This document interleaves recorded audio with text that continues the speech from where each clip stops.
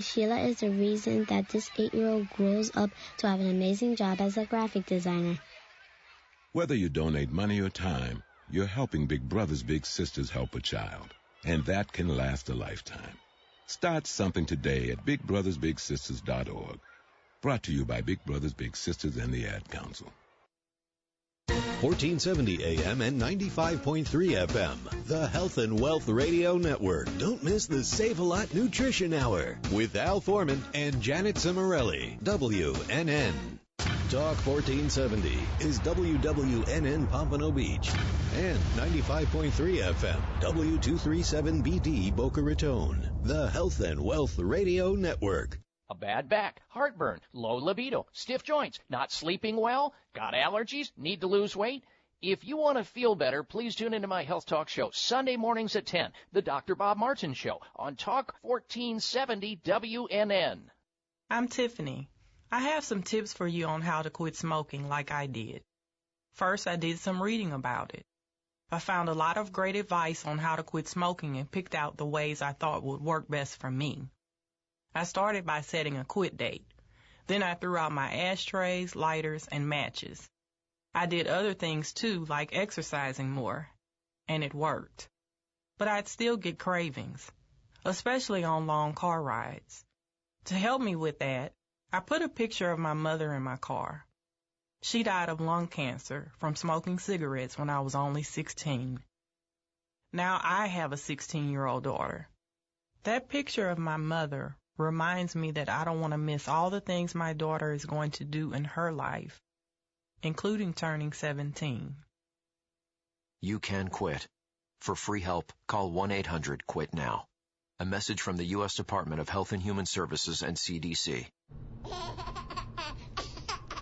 Juice, Mom. Juice, juice, juice. Mommy, why are we going to the store? Mom, I want juice. Mom, juice, juice, juice. Mommy, juice, juice, Mom. Juice, juice, juice. Your child will have different needs at different stages of life, and that includes the car seat. That's right, the car seat.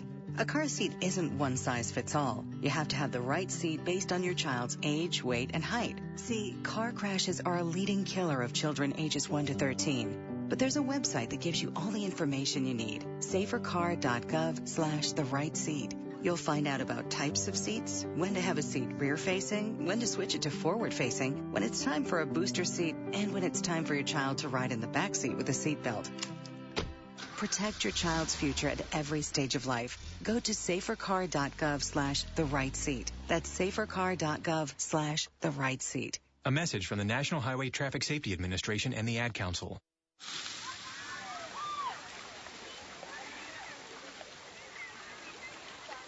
Can you tell if this burger contains bacteria that could cause kidney failure? Listen. Can't, can you? You can't see it either. There's only one way to tell if you've cooked meat and poultry to a bacteria-killing temperature. Use a food thermometer. It's not an extra step or a nice to have. Raw or undercooked meat may contain bacteria that can make you very sick, or worse. 1 in 6 Americans will get sick from food poisoning this year, and roughly 3,000 will die. But you can keep your family safer by using a food thermometer every time. Learn more about this and other important information. Check your steps at foodsafety.gov. That's foodsafety.gov. A public service announcement brought to you by the U.S. Department of Agriculture, the U.S. Department of Health and Human Services, and the Ad Council. Talk health. Talk wealth. Talk politics. Talk 1470 and 95.3 FM. WNN. The opinions expressed in the following sponsored program are strictly those of the host, guests, and callers, and not necessarily those of the station, its staff, management, or sponsors. Welcome to the Golf and Travel Show, the place to fine-tune your swing, dress for the course, club, or cruise, and get tips on the best places to play and stay at the right price. Vacation or staycation, host Dan Schub, along with his expert co-hosts and guests, will tell you where to go. To play golf and vacation, that is. Now, here's Dan.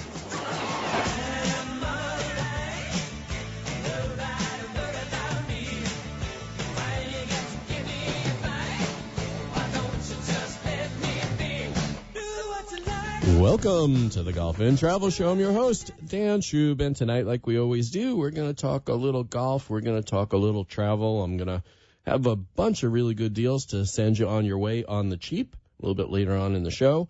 And it's actually, this is our Memorial Day weekend extravaganza, I guess we could call it. So you're going to have me for an hour, and hopefully we're going to give you some information and some tips that's going to either make your golf experience or your travel experience better. You could always learn from my mistakes so that you don't have to make them yourself. So without further ado, like we often do, we get started with a little bit of golf, and I wanted to just briefly recap last week a little bit. I don't like to live in the past, but I have to say, watching a major on the PGA Tour is certainly better than not watching a major on the PGA Tour. I think other than Justin Thomas, who backed out the last minute due to an injury, every one of the top 100 golfers in the world were at Bethpage Black last week for the PGA Championship. And, of course, it was moved up in the schedule to be in between the Masters and the U.S. Open a little bit earlier in the year. And thank goodness for the players' sake that they were not playing Bethpage Black in the heat of summer. The course is just ridiculous, almost as ridiculous as Brooks Koepka dismantling the course was. Most of the players were having a hard time just staying under par. But somehow he managed to do much better than that. And even though at the end it looked like it was possible that Dustin Johnson might catch up to him, the large lead that he had built up, Mr. Koepka built up that lead, and that was his cushion, and he had every right to use it as needed. And really all that matters at the end is whose name is engraved on that Wanamaker trophy. And for the second time in a row, it was Brooks Koepka. So he knows what he's doing. He plays significantly better, pardon me, it seems, in the majors than he does on the regular tour events. But let's face it, the majors is what it's all about. And, I've mentioned this before, and, of course, growing up in Plainview, just a town or so away from the Black Course, I had an opportunity to play it a lot as a kid, and it was tough for me then, and it's tougher now, and the setup and the distance is just ridiculous. But just like the way they set up the U.S. Open, which sometimes is a little ridiculous too, it's nice once in a while for the golf course to be able to defend itself against the caliber of golfers that are out there on the tour right now. And every once in a while setting it up so tough that the vast majority of players can't break par, it's okay. They all play the same course, and these guys are just so good that when they, go 20 and 25 under, it's almost ridiculous. And to be honest with you, it does a disservice to the golfing public because they make it look so easy that the rest of us folks that struggle out there, it makes us feel pretty bad about ourselves. And the bottom line is that, for us rank amateurs that don't have the skills that these guys have, I don't want to play a course that's set up that difficult because I don't need to.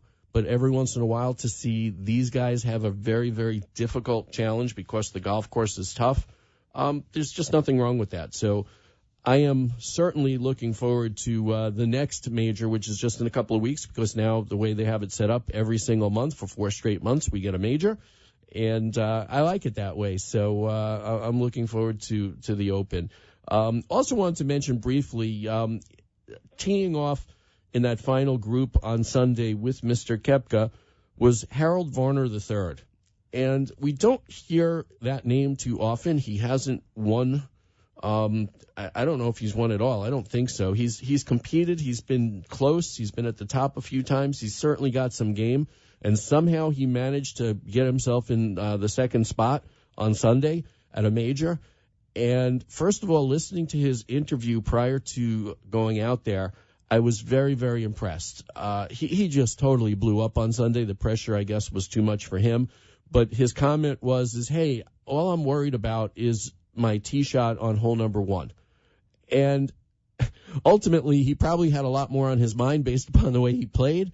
But that comment just really said it all to me, that a professional golfer or any golfer, all we could truly worry about is ourselves and that one shot that we're hitting at that one moment in time, and worrying about the next shot or 3 holes later or tomorrow really does none of us any good. So that was the first thing that I was just impressed. He was very, very calm, very relaxed, and was planning to have just a real fun day. Unfortunately, it didn't turn out that way for him, but maybe he'll learn from this and the next time will be better. But the other thing that was interesting is that the fans started to ride Brooks Koepka a little bit, or actually a lot. They were downright rude at times. They were rooting for Dustin Johnson to make a comeback. And I have to say that a competitive sporting event, whether it's golf or any other kind of sporting event, when it's close at the end, it's certainly a lot more fun to watch. So I had no problem with Dustin Johnson making it competitive, even though it would have been the biggest comeback in the history, certainly of majors, if not other tournaments as well. So I was okay with that, but they don't have to be that rude. And being a New Yorker, originally a Long Island person, to me, it's a bad look. And I still believe that golf is a gentlemanly sport. I understand there's events like the Phoenix Open where the fans get an opportunity to go crazy, and that's okay too. But it doesn't mean that you have to be mean, and it doesn't mean that you have to be rude. It's still a game of gentlemen, and there's no reason why the fans can't be a little bit more respectful than they were. So that being said, in a couple of years down the road, the Ryder Cup is going to be at Bethpage Black, and Koepka said that he wishes the European team good luck. Both because of the difficulty of the golf course and the difficulty of the fans. I hope that the fans then will root for the U.S. team like they should be rooting for them, but still are respectful for the European players, and, that's what everybody deserves. So enough said about that. There was one other event going on last week besides the PGA Championship, and it kind of went under the radar because typically when there's a major, that's all there is. But there was the U.S. Senior Women's Open that took place at Southern Pines, and the winner was Helen Alfredson, and I haven't heard that name mentioned in a long time. Of course, she was a great golfer a few years gone by. She's only 54 years old, but of course, unlike on the men's tour, the LPGA Tour has very few events for the over 50 women golfers, so there's only a couple, and 2 strokes back was Julie Inkster, who is also a great golfer and somebody that I kind of miss, as well as Trish Johnson. So congratulations to Helen Alfredson. So that was pretty cool. We've already, of course, got the odds for the U.S. Open, and unlike for the PGA Championship where Tiger was, I think he was the odds-on favorite, tied with somebody else for the lowest odds. Brooks Koepka, no surprise, 2-time defending champion of the U.S. Open, is coming in right now at 6-1. Tiger, surprisingly, at 9-1. I really believe that part of Tiger's problem was he didn't play a event to warm up prior to the championship. His body just needed to rest and recover, and he felt that was wise. But I think every player needs at least one competitive event to get ready for a major, and he's already announced that he is going to be playing in Memorial, which I think is next weekend. So hopefully his body is up for it, and he can fine-tune a few things and be more competitive. Of course, he missed the cut in the PGA Championship, which is certainly not good for the TV ratings over the weekend, but as I've been saying, there are just so many great golfers out there. For instance, Dustin Johnson at 10-1, Rory McIlroy at 12-1, Jordan Spieth, who is having a resurgence. He's coming back. He's at 16-1 currently. Justin Rose and Justin Thomas are both 16-1. Francesco Molinari, who was on fire for a while and has cooled down a bit, he's at 20-1 with Jason Day and John Rahm and Bryson DeChambeau, and I can go on and on and on. There are so many great golfers. So, like I say, really looking forward to the U.S. Open. There is plenty of golf this weekend, though, for those of you who want to watch the golf. And, again, on the PGA Tour, they've got a decent field. It's not quite the same. The defending champion is Justin Rose at the Charles Schwab Challenge, which is at the Colonial Country Club in Fort Worth. And as I'm speaking on Friday, and, again, apologies to anybody who's listening on Sunday on our rerun on WSBR 740 AM, 96.9 FM, and 103.9 FM. Of course, streaming at WSBRradio.com or iHeartRadio. You could look for WSBR, or you could get the free app in the App Store and listen to us on Sundays if you prefer. But right now, on Friday night, at the Charles Schwab Challenge, the leader by 1 is Jonas Blixt at -9. Also taking place this weekend, the LPGA Tour has the Pure Silk Championship at Kings Mill in Williamsburg. And currently also at -9 is Jackie Colino, Jennifer Song, and Bronte Law, three-way tie at the top. And the Champions Tour, they have a major. So if you do want to watch some major golf this weekend, you can watch it on the Champions Tour. They're playing up at Oak Hill Country Club, a beautiful golf course in Rochester, New York. They were still out there on the back nine last I checked, but currently at -3 was Esteban Toledo and Paul Broadhurst were tied. So plenty of golf to watch. And, of course, this time of year is a great time of year to get out there yourself. The rates are down. The weather is good. So if you're not watching it, get out there and play. Got a little more golf news, but I think what we're going to do is take a quick break, and then I'll fill you in on some more golf news. And, of course, we've got a bunch of travel news as well. And plenty of Dan's deals, too, later on the show. So you're not going to want to miss any of this. So stay tuned. We'll be back with more of the Golf and Travel Show.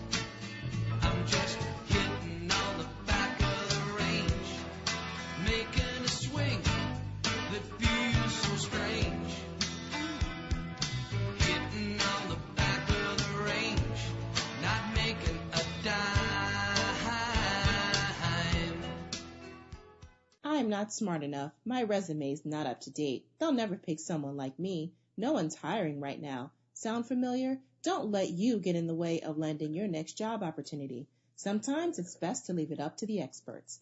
Did you know that the last reported job openings in the U.S. as of this recording was a series high of 6.7 million jobs, and that 1.1 million of those jobs were left unfilled? This means that there's a potential opportunity that's just right for you. And at Labor Finders, we're committed to helping you find it. Whether you're entering the workforce or looking for supplemental income in a job that starts right away, we got you covered. With over 300,000 clients across the U.S. and 20,000 active daily workers, we have the network and the experience to get you your next job. Contact one of our nearly 200 offices today to see how we can help in your job search. Simply visit us online at www.laborfinders.com or connect with us on social media by searching the username Labor Finders.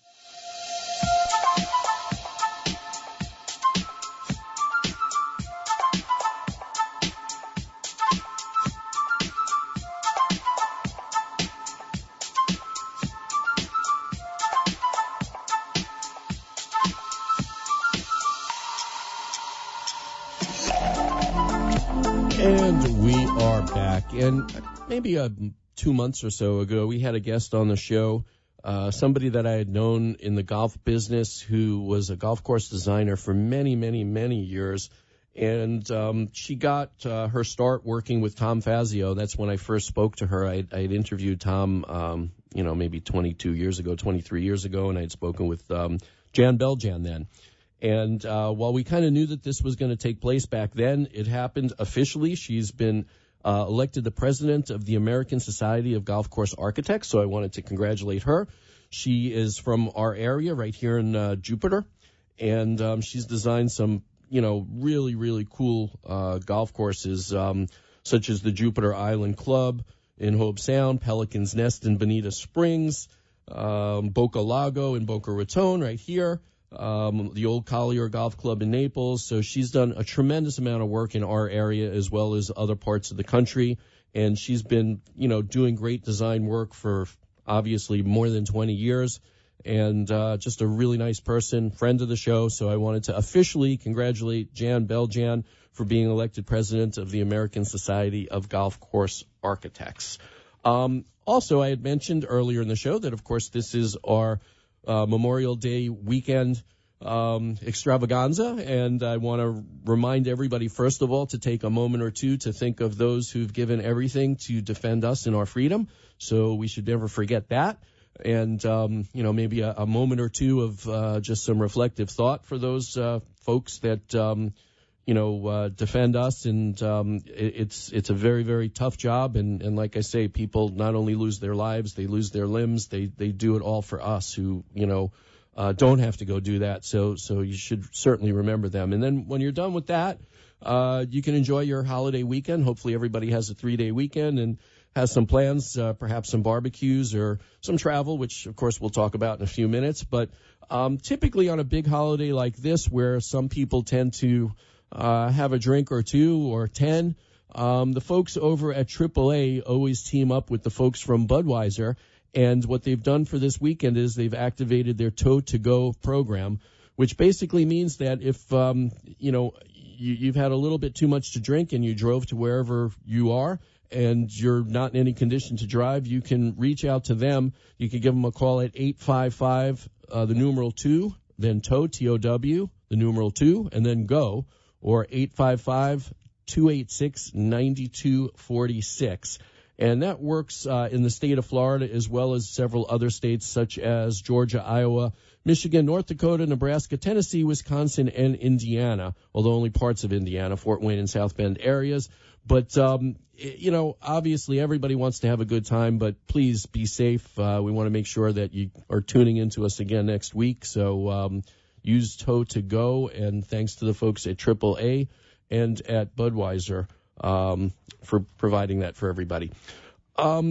Florida is known for theme parks, and of course there's a whole bunch of them in the Orlando area. One of the ones that I've never been to, and hopefully I never will be going to, but many of you may go there because your kids who are still younger, my kids are grown up, so this didn't happen until after my kids were too old to appreciate it. But I do have some relatives that are really, really into Legoland. And Legoland is in Winter Haven, so it's not too far. And for the little folks that like playing with the Lego, this is truly paradise. And they have a new Pirate Island hotel that's going to be opening in the spring of 2020. And they just started taking reservations for it. And in reading about it and in looking at the pictures, if you've got a kid that's into Lego, I have a feeling that this is really going to be it. Even the pool deck is made with Lego bricks, and there's hundreds of Lego models. There's daily in-room Lego treasure hunts, character experiences, and it's only what they claim to be 130 kid-sized steps from the main entrance to the theme park. So, Legoland.com is the place to go where you can get more information about Legoland and about the new Legoland Florida resort, the Pirate Island Hotel. So you may want to check that out and take your kids and your grandkids, and better you than me. Here's an attraction that also has gotten some updating that might be better suited for not just the youngsters but the adults as well. And this is more up in my neck of the woods, up on the Treasure Coast, so it's still not too far of a ride for those of you who are down here in the southern part of the state. Unfortunately, I have not been there yet, and, shame on me. And, of course, talking about Memorial Day, then this really makes a lot of sense. And I'm talking about the Navy SEAL Museum. And the Navy SEAL Museum is up in the Fort Pierce area. And it seems that they recently were given a grant from the Armed Forces Families Foundation, and they invested about $171,000 to upgrade the museum's outdoor obstacle course. And they're having a ribbon-cutting ceremony on Monday at 10:30 a.m. So that they can open it up to the guests. And basically what this does is it gives guests an opportunity to work out on this obstacle course, which is very similar to what the Navy SEALs do for training. And anybody who knows the Navy SEALs, obviously, these are folks that are just in incredible shape, and they have wonderful stories to tell. These are some of our best military folk that we have. So it might be a really cool thing to go check out the new obstacle course and the Navy SEAL Museum as a whole. And let's see, NavySealMuseum.org is the way to get more information about it. And certainly on Memorial Day weekend, it might be a good opportunity to go, even if they haven't done the ribbon cutting. My guess is it's probably already there and operational. But, of course, go to their website and you can find out. Changing gears a little bit. Just take a sip. I'm going to cough in a second if I don't. That's better. A little bit of travel news for you all. And I got all sorts of travel news and obviously things that are important to me, hopefully are important to you as well. A place that I have visited on multiple occasions that is quite historic is having a grand reopening 15 months after it was damaged quite severely by Hurricane Maria. And I am talking about Puerto Rico and the Carib Hilton, which is one of the oldest and finest resorts in the Caribbean altogether, not just in Puerto Rico. Of course, it's in San Juan. And like I say, I have stayed there. It's in a cool location. The only thing I regret is that they do not have a casino on premises, which somebody like myself likes to have. But if gambling is not a big deal for you, or if you don't mind Ubering it over to one of the, or walking to, you can even take a walk to some of the nearby casinos. But the Carib Hilton is actually celebrating its 70th anniversary. So it originally made its debut on the island in 1949. That's even before my time. But it's a beautiful older grand hotel, and they're just restoring it to its previous elegance and beauty.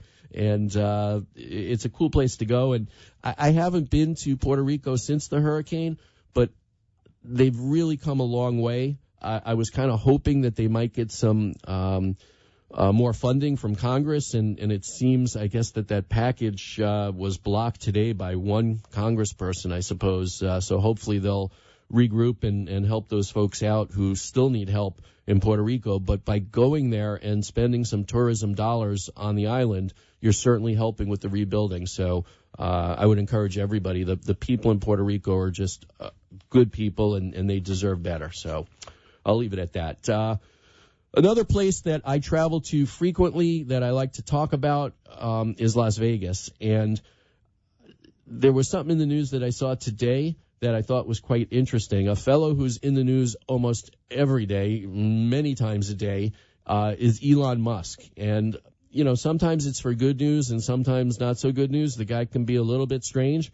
But he, you know, besides building Teslas and sending rockets into space and things like that, he's also established this company called The Boring Company. And I'm not talking about like a radio show that's boring. I'm talking about boring, like drilling holes, that kind of boring. I don't think I wouldn't name my company The Boring Company, but I guess in that industry it makes sense. But it seems that they got their first paying customer. They've been doing a lot of research out in the California desert, I believe, drilling these holes that they're going to use for transportation, I suppose.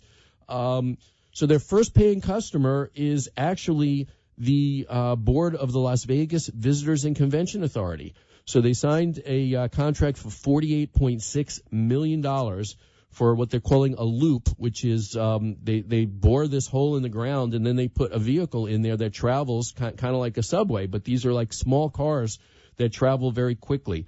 So this is going to move people across 200 acres of conference space area where the convention center is, using 2 tunnels and having 3 stations. Now, for those of you who've been to Las Vegas a few years back, perhaps, you may not realize that the convention center is expanding dramatically. As many of you might know, it's over on Paradise, which is quite a distance from the Strip. Well, they knocked down the Riviera Hotel that's on the Strip, and they're building all the way towards the Strip more convention space.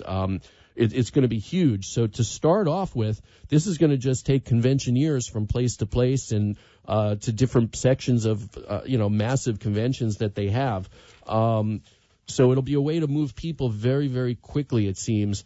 And it also seems that they're going to have this hopefully ready in time for the CES, the Consumer Electronics Show, which is probably the biggest show they do in Las Vegas, in January of 2020.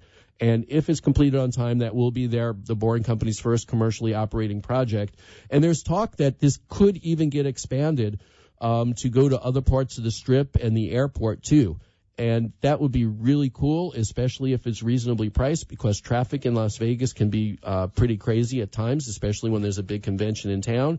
The taxis, which drive you about 2 miles, charge like $20 to go 2 miles, which is ridiculous. You could, from the airport, you could see your hotel, but to get there is a project and an expense. So hopefully this new technology will be good, and hopefully Elon Musk will continue to survive and thrive, and we'll see this coming to more cities, because it certainly sounds like the latest in